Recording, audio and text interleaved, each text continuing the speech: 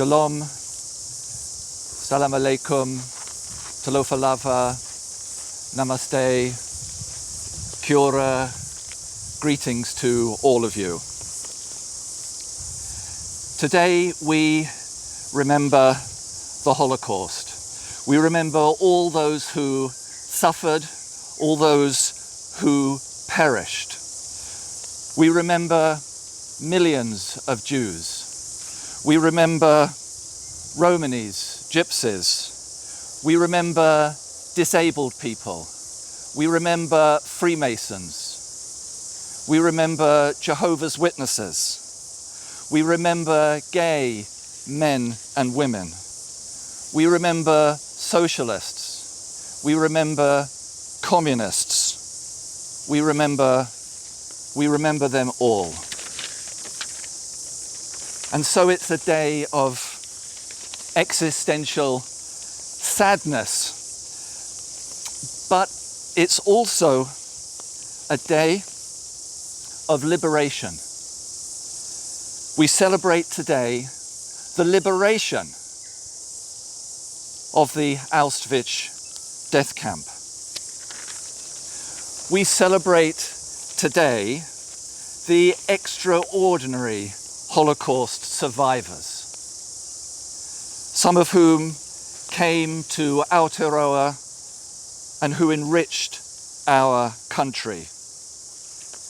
But we not only celebrate the Holocaust survivors, we celebrate all the disabled people, all the refugees, all who came to New Zealand and made our country a better place. And we don't just celebrate those who came in the shadow of the Second World War, but we also celebrate those who came yesterday, those who came the day before, because they, you, have all made our country better and stronger. And I also want to celebrate some other positives as well, despite this terrible sadness. I want to celebrate that out of the Second World War, out of the Holocaust, came the most extraordinary document of the 20th century. That document is the Universal Declaration of Human Rights. The Universal Declaration of Human Rights was a response to the authoritarianism. It was a response to oppression. It was a response to the Holocaust. But it was also crucially, it was a response to the causes of authoritarianism. Causes like poverty and widening inequalities and a sense of unfairness. So the Universal Declaration of Human Rights is extremely relevant to today's world of authoritarianism, today's world of poverty and widening inequalities. And the Universal Declaration of Human Rights is built on values that we all hold dear. Values like dignity and decency and freedom and equality and fairness and belonging and community. And these values and the Universal Declaration of Human Rights belong to everyone. And these rights and these values should be shaping all our laws and all our policies and all our initiatives. The Universal Declaration of Human Rights of 1948, it emerged from the ashes of the Second World War and the pain of the Holocaust.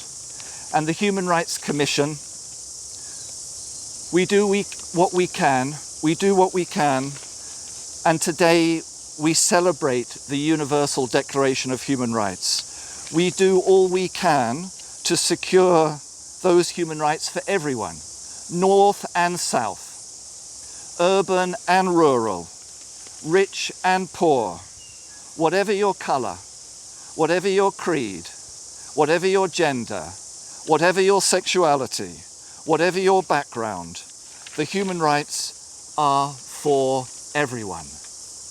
And the Universal Declaration of Human Rights requires all of us to build harmonious relationships, to take seriously our responsibilities to each other and to our communities. It requires us to secure the rights to the basics of a decent life for everyone.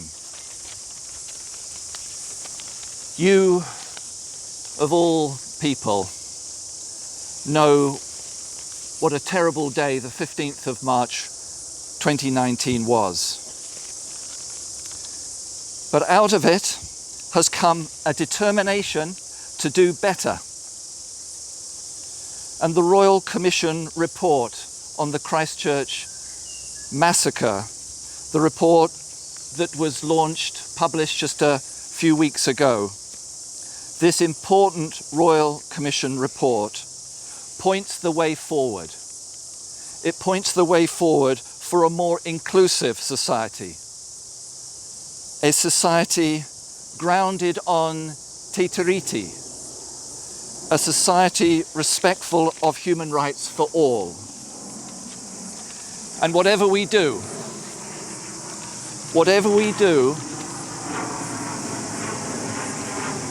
we must be grounded in te tiriti o Waitangi.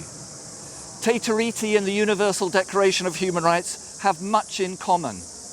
They resonate together. They're complementary. They reinforce